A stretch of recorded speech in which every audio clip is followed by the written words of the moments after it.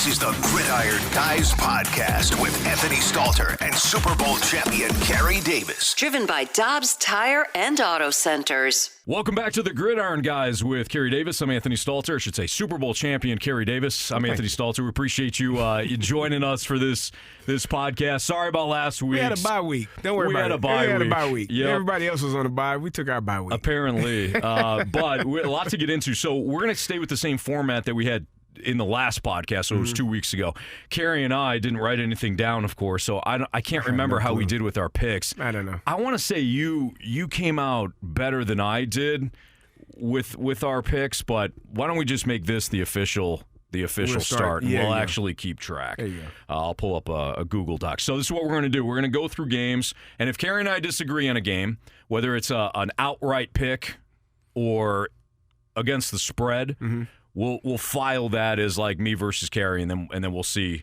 Just because we're competitive, the only reason is we're competitive. No question. That's the only reason. And you want to kick my butt, and I want to kick yours. Exactly. So, it's just at the end of the day, you get bragging rights is all you need, right? Exactly. So let's go over these. We'll start off with a Thursday night game. We are recording this on Thursday. Hopefully this gets pushed out in enough time for everybody to hear it. But Carey, I'm looking at this matchup in the Bucs and the Bills. I don't think the Bills. First of all, let me ask you a question. Buffalo. I don't know. What do you think the issue is? I don't know. You could have just said Buffalo. Yeah. I don't know. Are they good? I don't know. What's the issue? I don't know. Is Josh Allen going to turn the ball over? Probably. Maybe.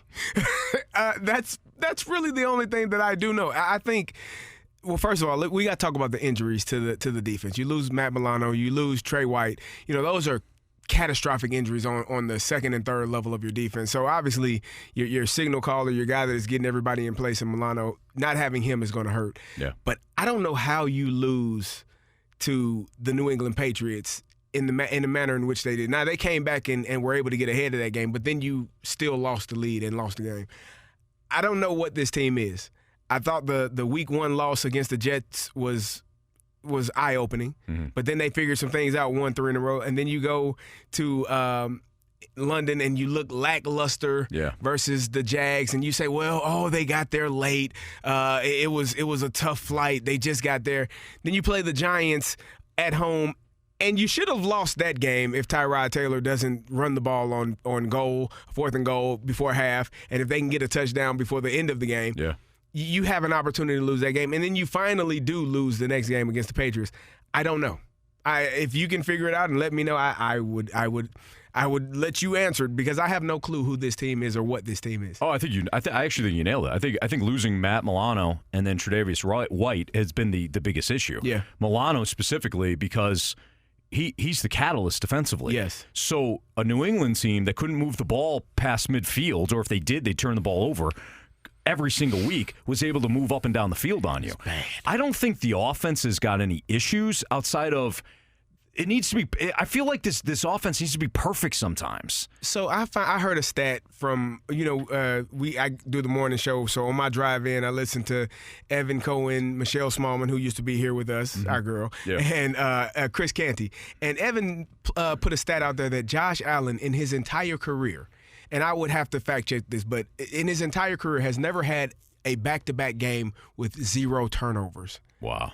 That means he's thrown a pick. If he didn't do either in one game, you can guarantee the next game he either fumbled the ball and lost it or had an interception. In his entire career, has not had 2 games back-to-back with 0 turnovers. That is mind-boggling. It is appalling that you are an NFL quarterback, an elite NFL quarterback, and if that stat holds up to be true, that is absolutely ridiculous. Seriously. Yeah. I don't know.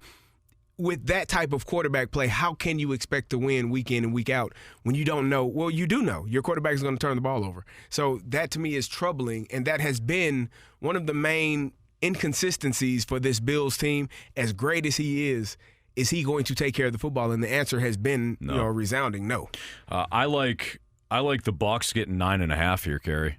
You like them to cover? I like them to cover. I like them getting 9.5. I don't think the Bills should be favored. Do you think they can win outright?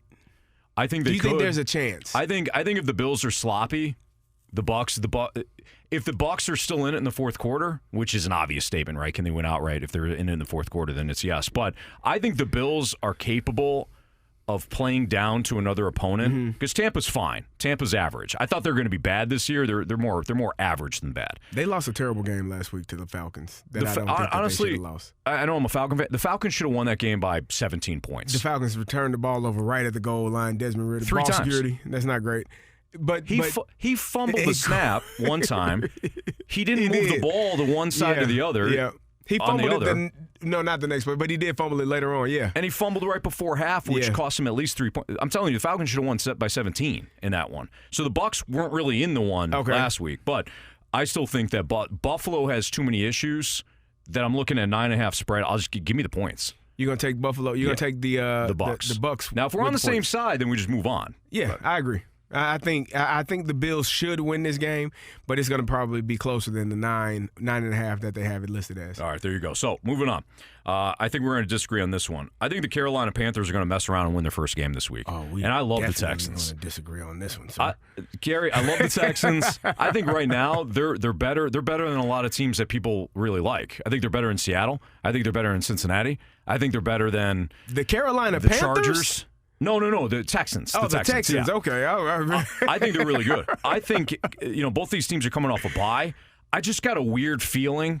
There's been a lot of messed up stuff in the NFL. Yeah. You had the Eagles and 49ers losing 2 weeks ago. You had the 49ers losing again last week. You had the Patriots upsetting the Bills.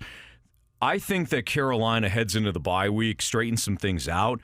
They're a home team. I think the Texans start maybe to read their own press clippings, and they get tripped up this week. See, I don't agree with that. I think when you're looking at what the Carolina Panthers are doing or have done this season, Adam Thielen has been good.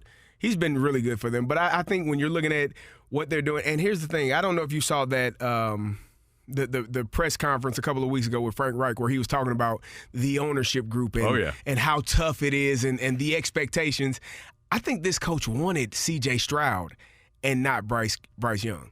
And so you see they're both rookie quarterbacks. Yeah. One doesn't look like it, though. No. One of them, C.J. Stroud, looks like a guy that has been playing in the NFL for a few years. And this is a team in the Houston Texans that not great. They had the second and third overall pick in last year's draft. You wouldn't expect them to be a great football team, but they are playing extremely well. And so I'm going to go we definitely disagree on this one. I figured. I'm going Houston Texans to win this game. And, yeah, they're a 3-point favorite. Yeah, the Texans, I think they win by more than 3. Yeah, Texans are a 3-point favorite. Yeah. I figured I was going to be the minority on this one. I mean, this is a contrarian play of all contrarian plays, but this is one of those when everybody's on one side, go to the other. Yeah. And when the Texans are up by 27 at halftime, I'll text you and say, yep, that's about right. Hey, how's that working for you? Moving forward, you get the Cowboys and the Rams on Sunday. Dallas had the bye week. They're laying 6.5. 6.5 seems like a lot for this matchup. I think that this is when this Cowboys pass. If you can pressure Matthew Stafford, you can contain that offense. Right. And teams have not been able to pass to give that consistent pass rush. But the Steelers did it a little bit last week, and the Rams faltered. I think this is when we start to see the Rams backslide a little bit. I like the Cowboys. I would lay the 6.5. I don't love it, but if we're going to kind of play the point spread game, I would lay the 6.5 with the Cowboys coming off the bye. Yeah, I think the Cowboys are the favorite in here, and I would pick them as well. The St. Louis Rams, Kyron Williams being out for on IR for an extended period of time, they don't have much of a running game. No. You know where the ball is going to go in terms of who they're throwing it to, but this is more along the lines of what I thought the Rams would be. The fact that they were able to win the couple of games that they won in the fashion in which they did, I was like, maybe I'm wrong. They go out and beat Seahawks. They beat the Colts. They beat the Cardinals. But the games that they've lost, you expected them to lose. Right. I think just really that Week 1 winner was probably the most stunning, knowing that Seattle won the division last year. But, yeah, I think Dallas is the better team. And I think that off of a bye week, the one thing that Dallas, it's not an explosive offense. And I think people you don't give enough credit to Ezekiel Elliott was a huge part of that offense last year. Maybe not the lead running back, but the question will always be is, can a guy become the lead running back? Can you become the number one receiver when the number one receiver steps away? Can you become the number one running back when the number one running back steps away? I don't know that Tony Pollard has answered that bell to the tune of they're potentially talking about trade opportunities of one Derrick Henry, which would let you know that maybe Tony Pollard is not the lead back that they need him to be. More Which is of strange because he's been great. He has been, but they're talking about it. He's been great in the past because he had another. There you go. So, yeah. It's also coming off the injury. So it's a lot of things that are attached to that, but I just don't think this Dallas Cowboys team has. It's still offensively, defensively. You gotta love what they do. Michael Parsons is gonna get after the quarterback, but offensively, they still haven't clicked, and CeeDee Lamb hasn't popped in the manner in which you want him to just yet. So hopefully they fix some things over the bye week, and they'll be able to get going this weekend. All right, doesn't sound like we have a disagreement there. Nope. Vikings and Packers are the next one. The Vikings coming off a very impressive performance. I thought Kirk Cousins was masterful on Monday night. Man. I mean, they couldn't. The 49ers, great defense. They couldn't touch him. Yep. Couldn't get off the field on third downs. Yep. I mean, when you got Nick Bosa and Eric Armstead and now Randy Gregory, you think, this defense going to feast. Right. They didn't get one sack. One sack.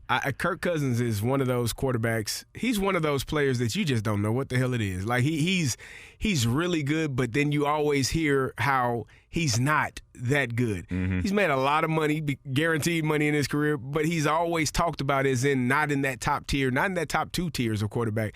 But he just finds ways to win. Last year we talked about it. They were a team that had 11 one-score games, and they won all 11 of them. Yep.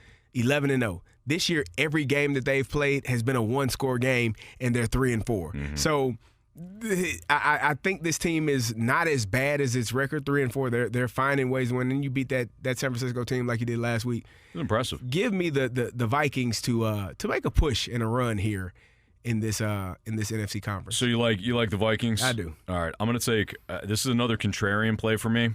I don't understand why this spread is only 1.5. You think it should be bigger? I think it should be bigger, even with Green Bay at home. I mean, if you've watched Green Bay play and you've watched Minnesota play lately, clearly Minnesota is the better team. I think a lot of public bettors are going to line up. They're going to take the Vikings and say, "Man, this is one of your layups." I thought a layup last week was the Buccaneers at home against the Falcons. I thought it was an absolute layup, and everybody did too. This is one of those divisional games where Green Bay has enough talent from top to bottom to be better than 2-4, right? But they've been terrible. They need Aaron Jones to be completely healthy. Yes, waiting on that. If he is completely healthy, I think this offense starts to look a little better. It takes pressure off of Jordan Love. I think that Green Bay defensively, though, Vikings coming off a short week, I think Green Bay is going to have a decent game plan here. It's going to be tight, and I think Green Bay wins this one outright. Really? Yes. Really? Contrarian play. Yeah, we're on opposite sides on that one. Judging by your face, I figure we're on opposite sides. So I'm gonna put you down. I'm gonna put you down for the Vikings -3 or -1.5. Excuse me. I'm gonna put the Packers in. So that's our second disagreement. Moving forward here, next matchup is the Saints and Colts. So this one's tough. Is it? The Saints are -1. I don't trust the Saints. I think the Colts are a well-coached team for the most part, but they got sloppy toward the first half last week. I mean, Shane Steichen cost them. He really gave the Browns 10 points last week. Yeah. With some of his decision making before halftime. I mean, let's be honest. The refs gave him another 10. They did. It's seven for sure. They certainly did. Don't put yourself in that spot. I agree with that. I mean, you're backed up to your own goal line, run the ball, get to halftime. Instead, he lets Myles Garrett do his thing. You got to get the ball out of your hand if you're going to do that. Don't get sacked. And then he starts throwing again. He gives up another field goal. I mean, it's not great. This Saints team, incredibly frustrating. But most frustrating team this year. Based on the expectations. Yeah, I would say so. It would have to be, right? I think Buffalo. Buffalo. Buffalo is at least in the picture. But they're some people may say the Bengals, but I kind of thought the Bengals would take. They're hurt. Yeah, he's hurt. He's going. They actually are going to be okay. I think the Saints, based on expectations, yes. Yeah, it's not been great. But I still think they get it. I think the Saints are a slightly better team than the Colts. I think they have a better roster overall. So I'm just gonna go ahead and take the better team in this matchup, which is basically a coin flip. But I get the Saints. It's even. The line is even. I'm gonna go with the Colts. Okay. Colts at home. The Saints give me nothing to be excited about. I mean, besides Alvin Kamara getting checked out. He had 12 catches last game. Like, what in the world are we doing? Like, we're crushing Kirk Cousins for something similar, even though he doesn't do it. Yes. Derek Carr would not have beaten the 49ers on Monday night. I agree wholeheartedly. Derek Carr is a check down artist, yet we all want to believe that Derek Carr is more than what he is. He's not. He's not. I think I probably was one of those people that was leaning more to him not being just a check down guy. He's a guy that I thought with the weapons that they have, Chris Olave, you got Michael Thomas, you got Alvin Kamara back in the fold. I thought this offense was going to be explosive. It is not. Yeah. It is pedestrian. It is just barely over the speed limit, if that. They might be under the speed limit the way that they play football. It's not great offense. So I am actually going to take the Colts in this game because I think the Colts at home, a young coach young head coach figuring some things out. I like the way that they play football. I'm going to go. And then Jonathan Taylor's back, so he had a pretty good game last week. The Patriots are plus 9.5 in Miami on Sunday. I think Miami wins and covers. The speed is too much on both sides of the ball for the Dolphins. The Patriots have no team speed. It's a horrible matchup for them. We saw it earlier in the year. Now you go to Miami. Yeah. The Patriots have had some, even when Tom Brady played, there was some issues going down to Miami. Usually it was earlier in the year. Season when it's still warm out. Yeah, but I just think that this is a bad spot for them. Dolphins coming off a loss. They're ticked off. The Patriots are kind of flying high against a Buffalo Bills team that's limping right now. So give me the Dolphins. I would take the Dolphins as well. I think it's important to keep an eye on. Tyreek Hill was on the injury report with a hip issue. Jalen Waddle has had a back that he hurt last week against the Philadelphia Eagles where he missed some time but came back into the game. It's important to see how healthy those guys are, but I still think Miami is the better team. Again, 9 points. I definitely would agree with you. I'm taking the Dolphins. Jets -3 against the Giants in the New Jersey Bowl. The Jets feel like they figured some things out. That was a huge win a couple of weeks ago against the Eagles that they had. I thought that was a spectacular win for what they have been doing. They won the last 2 games against the Broncos and the Eagles. I feel like they're the better team, but the Giants, are they better with Tyrod Taylor? Yes. They might be. They've looked better. That offense, I mean, it's not like it's been explosive or anything. They only scored 14 points last week. Right. But they've looked better. Now, granted, Saquon Barkley's also back, and that certainly helps. Yes. I actually think the Giants win this one. Really? Yeah, the Jets to me, I think they could be had on the ground. Okay.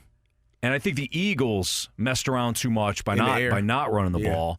They put the ball too much in Jalen Hurts' hands when they didn't have to. Yeah. And unfortunately, Jalen, who's been playing very well this year, I think Jalen made one too many mistakes last week, and it cost him. I think the Giants are going to run the damn ball. They're going to run it over and over and over. And I think the Jets are in a spot where they're fat, dumb, and happy, coming off not only a win 2 weeks ago against the Eagles, but a bye. Yeah, I think the Giants surprised this week. I had them last week against the Commanders in our pick 'em pool. I'm going to take them again. I did not. And I'm not having them this week either. I'm going to take the Jets. All right, so another disagreement. I'll write that down for us. Why don't you go ahead and talk about your Steelers? They're hosting the Jaguars this week. Pittsburgh is how we do things in Pittsburgh. We do a fantastic job of playing defense, sound defense, getting after the quarterback. One of the best players in the league, TJ Watt, goes and gets the ball, however, by any means necessary. Defensively, we'll take on anybody in the league. Sign us up. Now, offensively, we got to play offense too.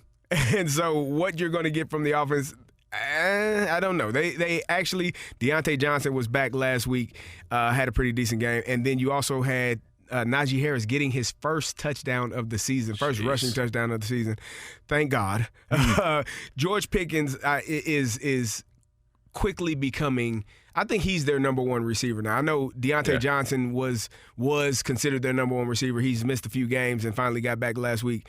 I think George Pickens, you throw him the football, he's going to catch it. He's competitive. He needs to have 10 to 12 targets a game. Like, you need to throw him the football, feed it to him. Mm-hmm. He is a 1A receiver. Great hands, big hands, catches balls firmly, and makes big plays. So Kenny Pickett, as long as he doesn't turn the ball over, I trust this team.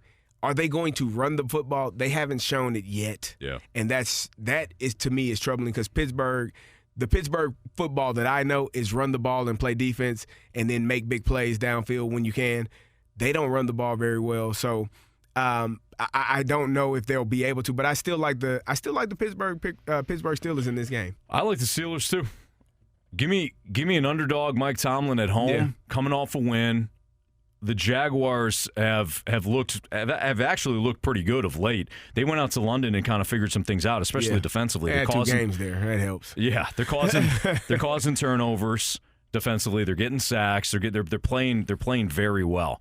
I thought last week though there started to be some issues there defensively. I mean, the Saints team was checking the ball down consistently and had an opportunity to at least tie it or maybe even go for the win late.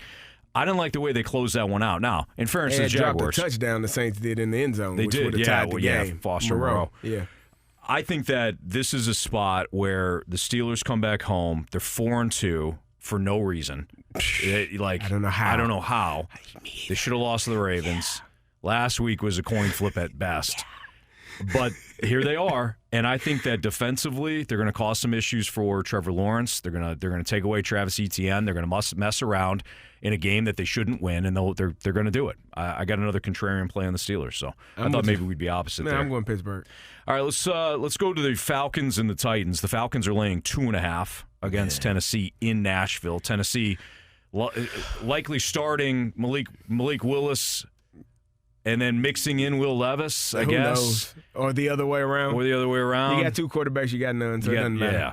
I will say this about the old Atlanta Falcons, the Dirty Birds. Your Falcons. My Falcons. They are better than I thought. Good. They are. I'll take it. Now, that doesn't mean they're good, but they're better than I thought. They are. Now, Desmond Ritter is Desmond Ritter. He's thrown 6 touchdowns. He's thrown 6 interceptions. I think is he still leading the league in interceptions? Or he's at least leading the league in turnovers. I mean, he had another 3 last week. You got to take care of the football, man. Bijan Robinson didn't play much last week. He was dealing with an illness, so he's dealing with headaches. I guess. So hopefully he's back in the fold and able to play. But I think they're doing a pretty good job offensively, and they got a very sound defense. You talked about their secondary, how they've adapted and adjusted that. They're doing a good job there. The Tennessee Titans are in shambles, man. Mm-hmm. Like they're playing at home, as you said. You don't know if it's Will Levis starting. You don't know if it's Malik Willis, but you know both of them are going to play. We know it's not Ryan Tannehill. We know that the running back, the best player on the team, is talked about potentially being traded. You got DeAndre Hopkins there. I forgot he was there. Yeah. You don't even know that he's present most games because he's not being targeted. The Falcons by however many you choose. Yeah, it's by touchdown, I would say 2.5. They'll probably win by 3. Yeah. Like Atlanta doesn't blow anybody out. Just kind of the style of play. But defensively, Atlanta has looked very good this year. I think they're honestly one of the more underrated and improved teams defensively. I'm not saying they're great, but they held the Bucs to 13. They should have held to Washington to much less than 24. But Desmond Ritter set them up. They had a long kickoff return that set them up inside the 10. Ritter got intercepted, got inside the 15. So that's 14 points right there. Otherwise, the defense played well. They held Houston to 19. They held Jacksonville to 16. One of those, it was 23 points total, but one of them was a pick 6. Yeah. They have played well. And they gave Jared Goff and the Lions a lot of issues in Detroit. They were just on the field all game. And they're 3rd in yards allowed per game. They've been behind excellent. Baltimore and behind Cleveland. So they're a team that defensively – they've come to play. Now, offensively, can we take care of the football? Find Drake London, Kyle Pitts, Jonnu Smith. Can we make that happen? At least Pitts is getting involved more. Did you see the catch he made last week? The behind the they finally getting some guys figure some things out. All right, so we both have the Falcons on that one, so no disagreement there. Moving forward here, Eagles and Commanders. Just give me the Eagles. Yeah, I don't think they've played their best football yet, quite frankly. That's crazy. Yep. And they're 6-1. They have not looked great yet offensively, but this is something. They don't look bad, but they don't look great. Here's the thing that I think we don't take into consideration because there are two offenses, both of them in the Super Bowl last year, the Eagles and the Chiefs. They both lost their offensive coordinators. Yeah. So it's transition. The thought that they would just jump right back into, like, this is a different play caller. This is a different vibe. It's a different feel. Certain play callers have a certain, type of rhythm with their plays and how they call them and how they go about it. They got 2 different offensive coordinators on both of those teams, and neither one of them offensively have looked great. Both of them 6-1 though. Yeah. So I got the Eagles in there. Same. I got the Eagles as well. Moving forward here, you've got the Seahawks and Browns. The Deshaun Watson storyline is just weird. We need to talk about that. I mean, they're married to him. It is a fully guaranteed contract. Yeah. There is nothing they can do. I do wonder if Kevin Stefanski is kind of benching him without benching him, though. He was cleared. He was medically cleared to go back in that game last week. They didn't put him in. And then on Wednesday morning, they ruled him out.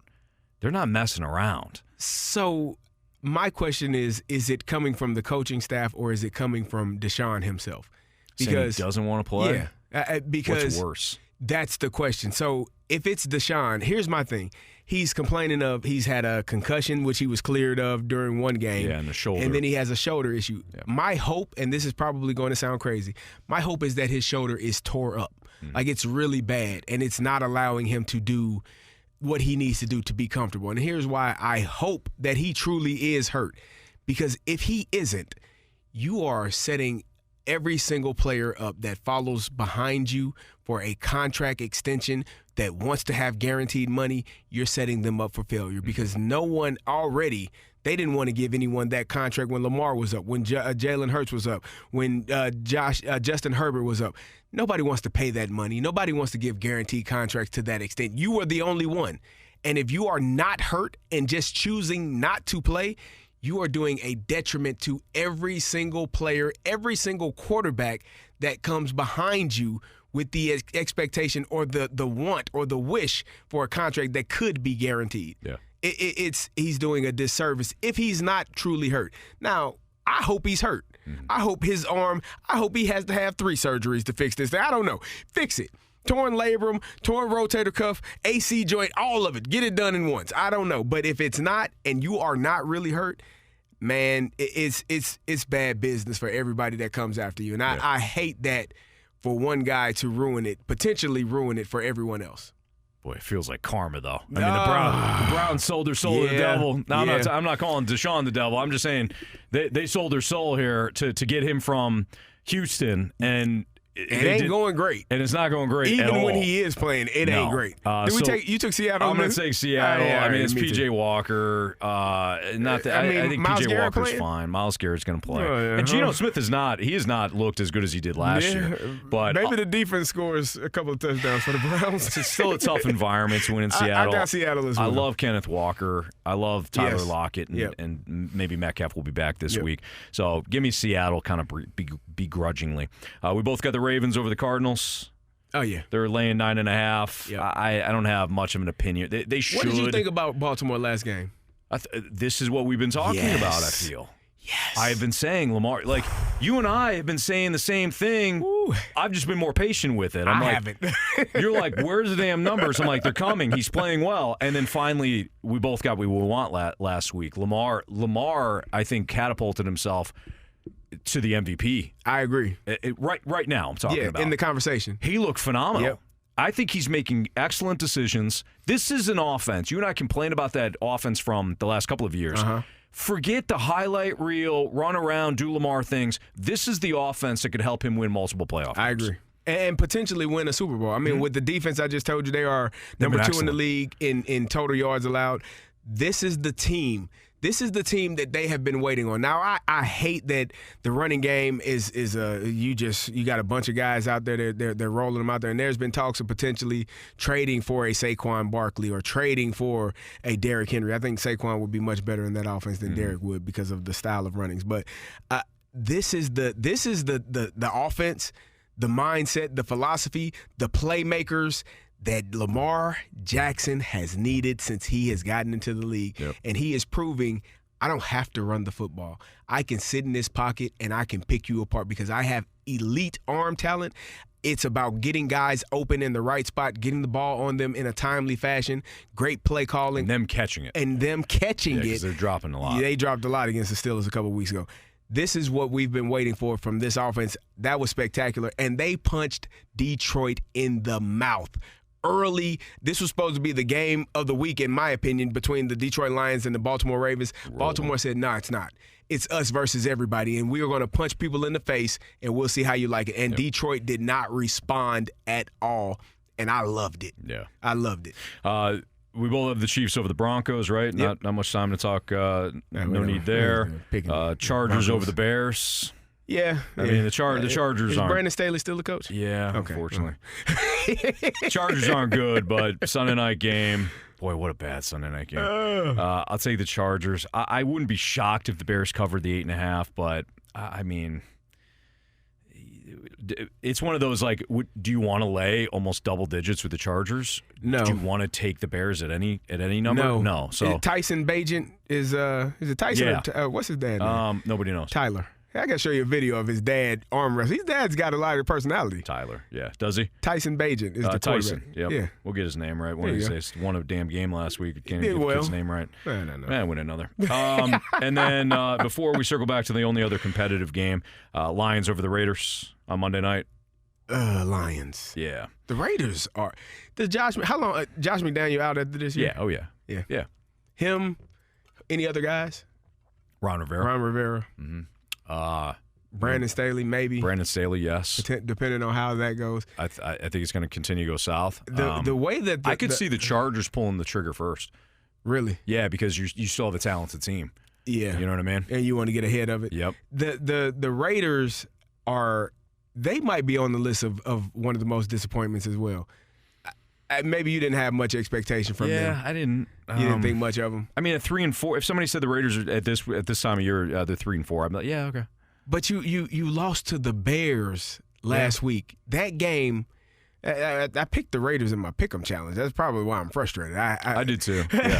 I think a lot of people. I think everybody did. Who the hell was going? The Bears stink, right? And they found a way to score 30 points on you, and you scored 12. Yeah.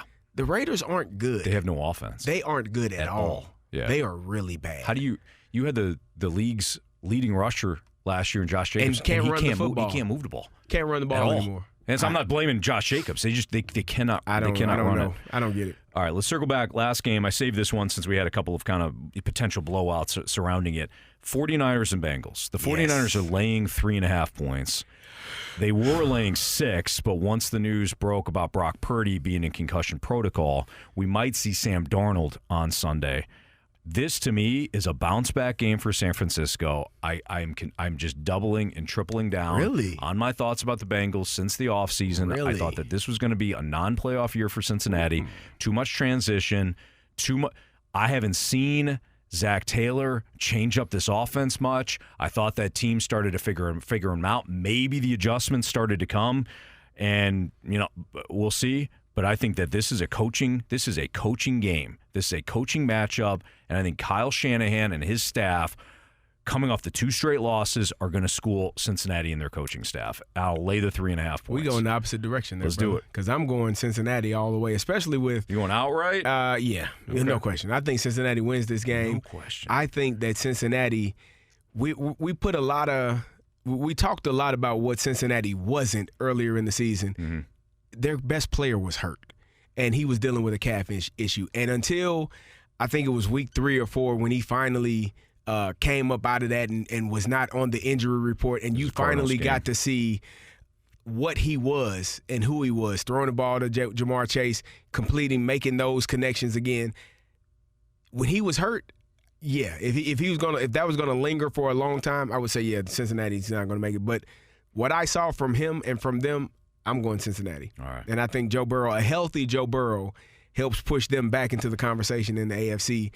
I think the Ravens are the elite team in that division, but they could potentially make a run in the playoffs with Joe Burrow as the quarterback. A healthy Joe Burrow. Yeah, and you have laid out the reasons why, and I saw Joe Burrow against Arizona. I go, okay, Joe's back here. Yeah, but I still think that I don't trust Zach Taylor to make the teams have figured out this offense. Yeah. I think, but we'll find out. This is a big one. This is a real big one in San Francisco. All right, so here are the games that, and I actually wrote these down, Carey. There we go. Here are the games that we disagree on, and if you're listening right now, I fully admit that I'm the contrarian in these plays, so you'll probably line up with Carey pretty well here, I'm assuming.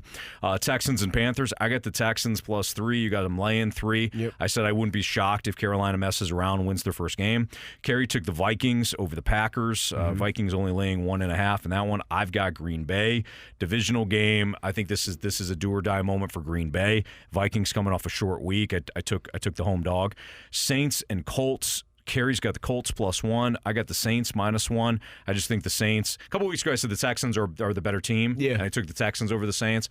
I feel the same way now, opposite-wise. I think the Saints are the better team. I'm just going to take the better team in basically a pick 'em. Okay. But Carey listed the reasons why he likes the Colts. We're opposite in the New Jersey Bowl. I got the Giants +3. Carey's got the Jets -3. I don't feel great about it, but it's one of those where it's like hold my nose and root for the Giants. And then the Carey's got the Bengals outright, and I got the 49ers winning and covering the 3.5. So those are the picks that we disagreed on. So we'll circle back next week and talk about how we did and break down the Week 9 games while talking about what we saw in Week 8. That's kind of the formula that we've been running with here on Gridiron Guys. We hope you enjoyed it. For Carey Davis, I'm Anthony Stalter. We'll see you next time on the Gridiron Guys podcast. Thanks for listening to the Gridiron Guys podcast with Super Bowl champion Carey Davis and Anthony Stalter. Driven by Dobbs Tire and Auto Centers. Check out the Gridiron Guys podcast page at 101ESPN.com.